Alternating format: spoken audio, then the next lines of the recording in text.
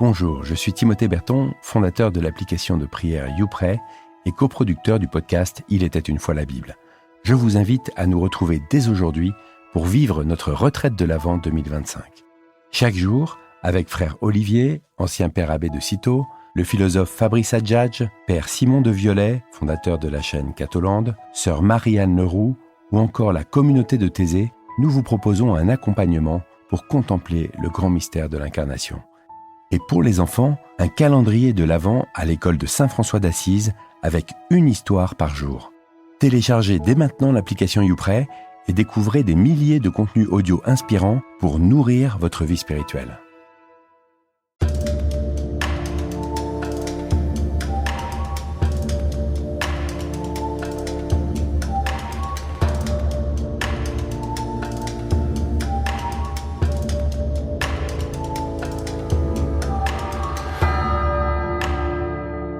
Bienvenue dans le podcast « Il était une fois la Bible ».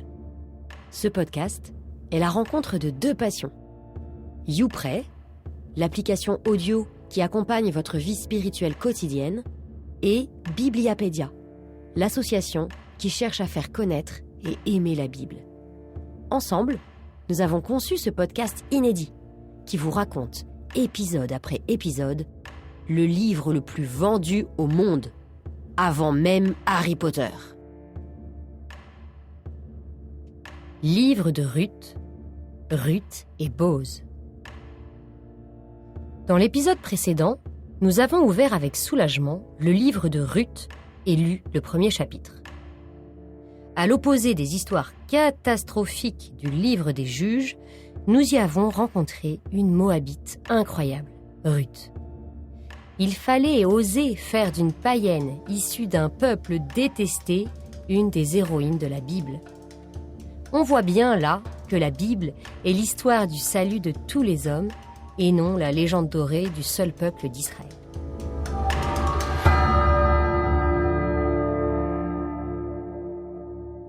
L'histoire était la suivante. Une petite famille de Bethléem, le papa Élimélec, la maman Noémie et les deux fils, fuient sans état d'âme la Terre Sainte car c'est la famine. Et pour aller où ? À Moab.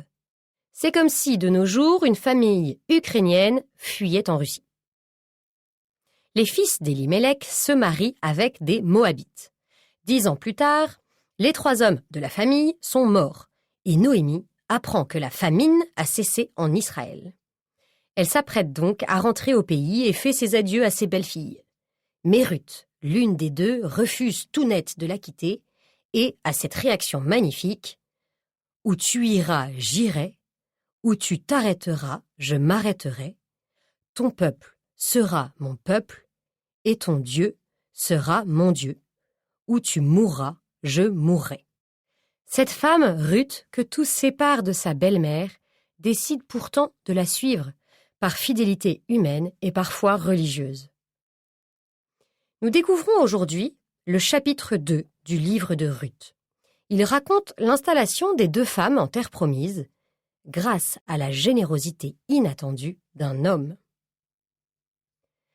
Noémie avait un parent du côté de son mari, Élimélec. C'était un riche propriétaire du même clan. L'expression « riche propriétaire » peut aussi se traduire par « héros » ou « homme de valeur ». Ce n'est donc pas seulement un homme riche, mais aussi un homme bon.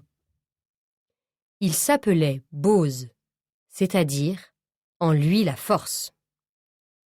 Alors je ne sais pas pour vous, mais je trouve ça terrible. Lorsque nous connaissons Boz, c'est à cause de la poésie de Victor Hugo, Boz endormi, et pas d'abord à cause de la Bible. On est d'accord que ça n'est pas très logique. Ruth, la Moabite, dit à Noémie : « Laisse-moi aller glaner dans les champs derrière celui aux yeux de qui je trouverai grâce. » Elle lui répondit : « Va, ma fille. »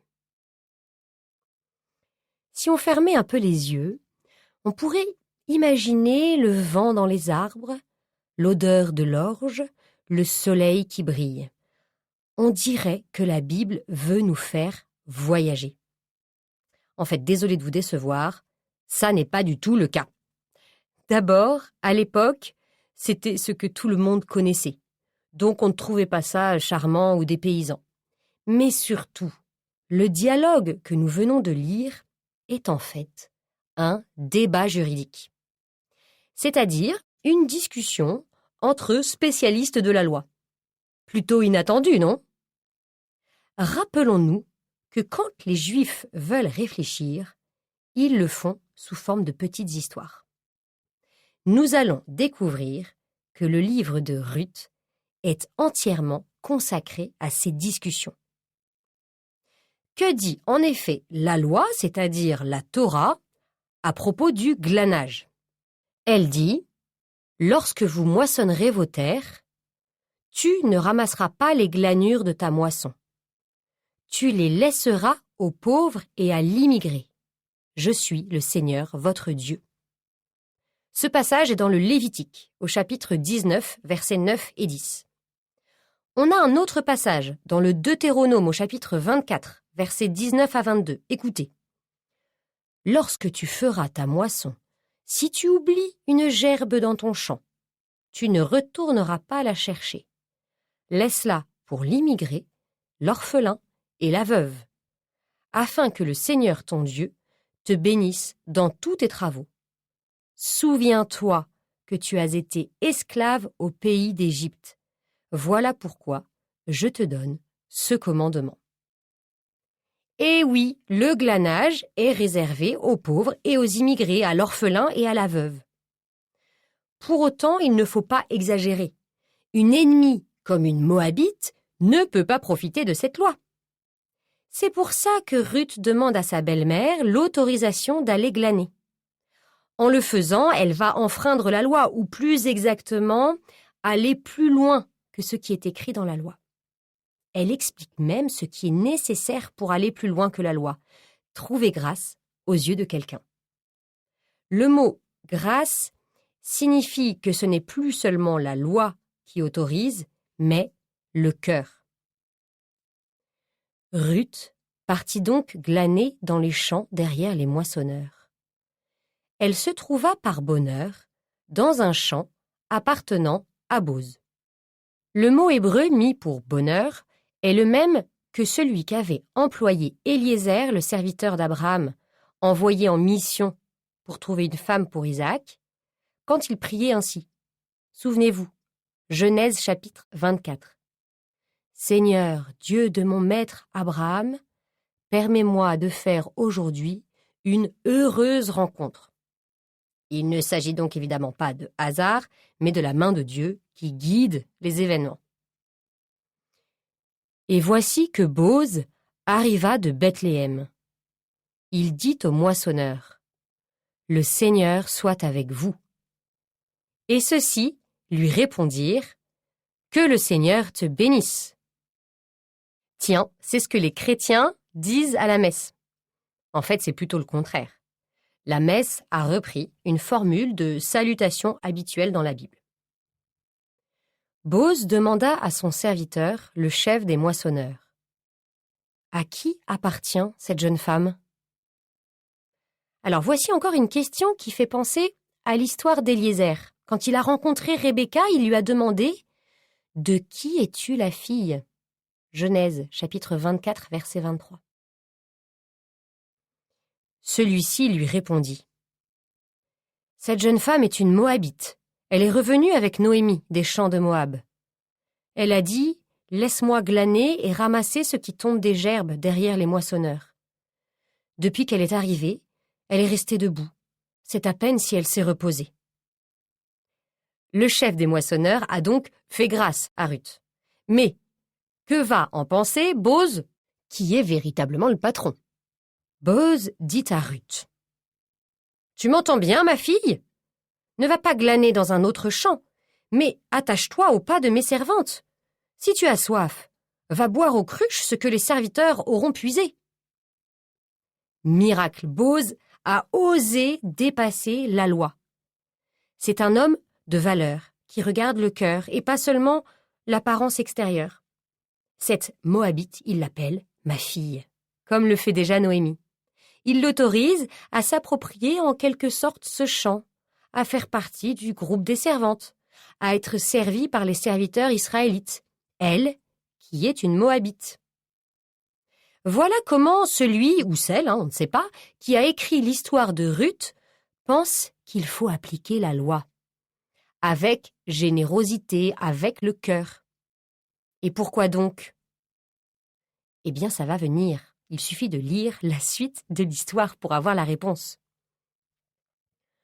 Alors, Ruth se prosterna face contre terre et lui dit : « Pourquoi ai-je trouvé grâce à tes yeux? Pourquoi t'intéresser à moi, moi qui suis une étrangère ?» Bose lui répondit : « On m'a dit et répété tout ce que tu as fait pour ta belle-mère après la mort de ton mari, comment tu as quitté ton père, ta mère et le pays de ta parenté pour te rendre chez un peuple que tu n'avais jamais connu de ta vie. Que le Seigneur te rende en bien ce que tu as fait. Qu'elle soit complète la récompense dont te comblera le Seigneur, le Dieu d'Israël, sous les ailes de qui tu es venu t'abriter. » Ah, c'est fantastique. Bose vient d'utiliser une expression que vous devez normalement reconnaître. Le pays de ta parenté, c'est l'expression utilisée par Dieu quand il appelle Abraham à tout quitter pour le suivre. Genèse chapitre 12 ou bien l'épisode appelé Abraham et l'appel du Seigneur. Par cette toute petite expression, Bose est en train d'expliquer que Ruth agit exactement comme Abraham et qu'elle est donc plus israélite que beaucoup d'Israélites de sang. Si on n'avait pas compris, il ajoute le mot « récompense » que Dieu a aussi utilisé pour dire à Abraham « ta récompense sera très grande ». Est-ce que vous vous souvenez à quel moment c'était? C'était lorsqu'Abraham, qui venait de se battre contre les rois et de libérer son neveu Lot, se retrouve seul, tout triste, car il n'a toujours pas d'enfant. On peut commencer à comprendre que la récompense de Ruth sera peut-être aussi un enfant. Et enfin, vous vous rappelez le moment où on avait entendu parler des ailes de Dieu? C'était au Sinaï, quand Dieu avait dit qu'il voulait faire alliance avec le peuple et qu'il les avait portés comme sur les ailes d'un aigle.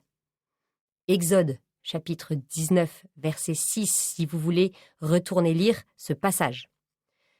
Encore une façon de dire que, pour Bose, Ruth fait partie du peuple d'Israël en raison de son attitude admirable. Et Ruth lui dit : « Que je trouve toujours grâce à tes yeux, mon Seigneur. Oui, tu m'as consolé. Oui, tu as parlé au cœur de ta servante.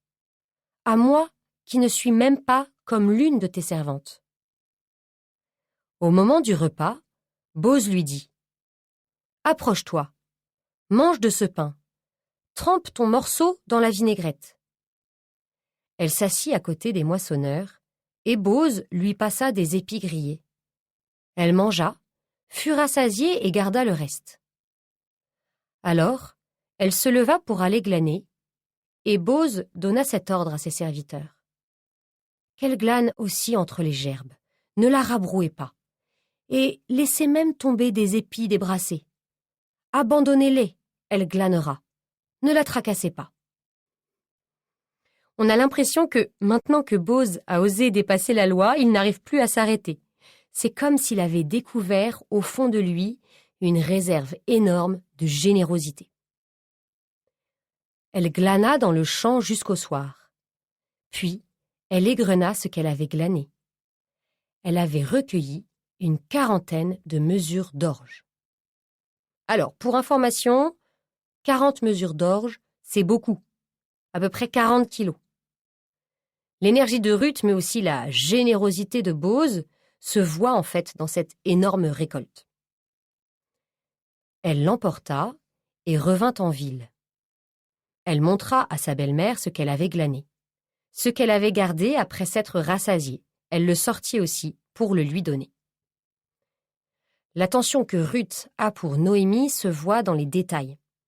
Non seulement elle lui apporte toute sa récolte, mais elle a même gardé les restes du pique-nique, qu'on peut manger immédiatement sans avoir à les moudre et à les cuire comme l'orge. Sa belle-mère lui dit « Où donc as-tu glané aujourd'hui ? Béni soit celui qui s'est intéressé à toi. » Elle raconta alors à sa belle-mère chez qui elle avait travaillé et lui dit « L'homme chez qui j'ai travaillé aujourd'hui s'appelle Bose. » Noémie dit à sa belle-fille « Cet homme est l'un de nos proches parents, l'un de ceux qui ont sur nous droit de rachat. » Je vous avais prévenu, on parle beaucoup de loi dans ce petit livre. Après la loi du glanage, voici la loi du rachat, qui est une règle très précise expliquée dans le livre du Lévitique, au chapitre 25, verset 25. Si ton frère tombe dans la pauvreté et doit vendre une part de sa propriété, son plus proche parent viendra sur place et exercera son droit de rachat sur ce que vend son frère. Pourquoi cette règle, à votre avis ? La terre promise a été donnée par Dieu au peuple élu, avec un partage précis entre les tribus, que nous avons revu dans le livre de Josué. Or, donner, c'est donner. La terre ne doit donc pas sortir de la tribu à qui Dieu l'a attribuée.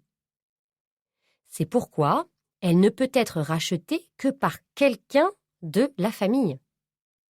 Pour l'instant, la loi du rachat n'a pas de lien direct avec ce qui se passe dans l'histoire. Elle permet juste de comprendre que Bose était un proche parent de Noémie, ce qu'on savait déjà. En fait, l'auteur parle de cette règle pour préparer la suite du récit, et on comprendra mieux dans quelques phrases. Elle s'attacha donc au pas des servantes de Bose pour glaner jusqu'à la fin de la moisson de l'orge et de la moisson du blé. Alors voici une indication importante. Ruth glane jusqu'à la fin de la moisson du blé. Est-ce que vous vous souvenez à quel moment elle et Noémie étaient arrivées à Bethléem ? C'était au début de la moisson de l'orge, c'est-à-dire au moment de la fête de la Pâque. Au moment de la moisson du blé, c'est une autre fête, c'est la Pentecôte, ou en hébreu, la fête de Shavuot. Et pourquoi cette fête s'appelle-t-elle la Pentecôte ? Pentecôte veut dire 50 en grec, parce qu'entre Pâques et la Pentecôte, il y a 50 jours ou 7 semaines. C'est pour ça qu'on appelle aussi cette fête Shavuot, ce qui veut dire semaine en hébreu. Les Grecs comptent en jours et les Hébreux en semaines. Dans les deux cas, on insiste sur la durée qui sépare les deux fêtes. Et pourquoi la durée est-elle si importante ? Parce que les deux fêtes vont ensemble. À Pâques, on fête la libération de l'esclavage. Mais une fois libéré, qu'est-ce qu'on fait ? Eh bien, Shavuot célèbre l'alliance du Sinaï. Si les Hébreux ont été libérés de l'esclavage, c'est pour pouvoir aller à la rencontre de Dieu à travers le don de la loi. La loi est donc particulièrement fêtée à Shavuot. Et figurez-vous que dans le judaïsme, le livre de Ruth est justement lu à l'occasion de cette fête. On comprend maintenant pourquoi il se passe à l'époque de Shavuot et il parle tout le temps de la loi et de la façon de la comprendre et de l'appliquer. En tout cas, l'installation de Ruth et de Noémie à Bethléem se passe vraiment bien, alors que ce n'était pas franchement gagné d'avance. C'est vrai, Noémie revient 10 ans après avoir fui Bethléem. Si vous partez du jour au lendemain en abandonnant votre maison, vous n'êtes pas sûr de la retrouver 10 ans plus tard. En plus, Noémie, son mari et ses enfants avaient fui la famine. Les habitants de Bethléem qui sont restés auraient pu leur en vouloir. Sans oublier qu'ils sont partis à Moab, le pire endroit possible pour un Israélite.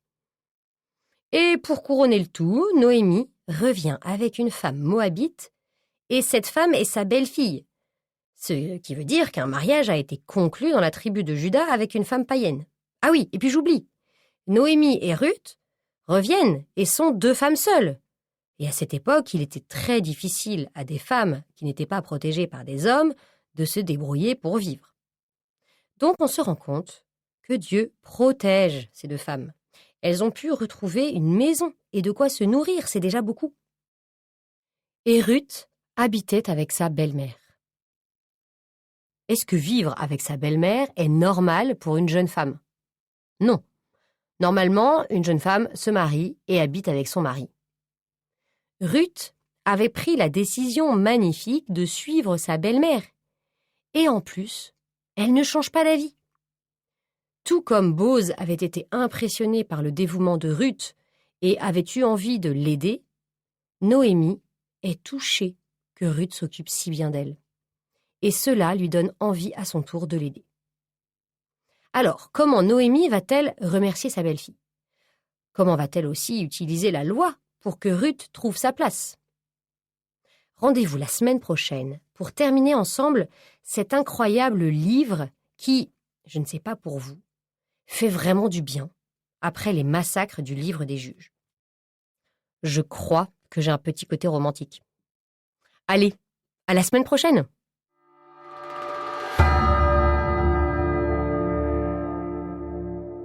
Merci d'avoir écouté cet épisode jusqu'au bout.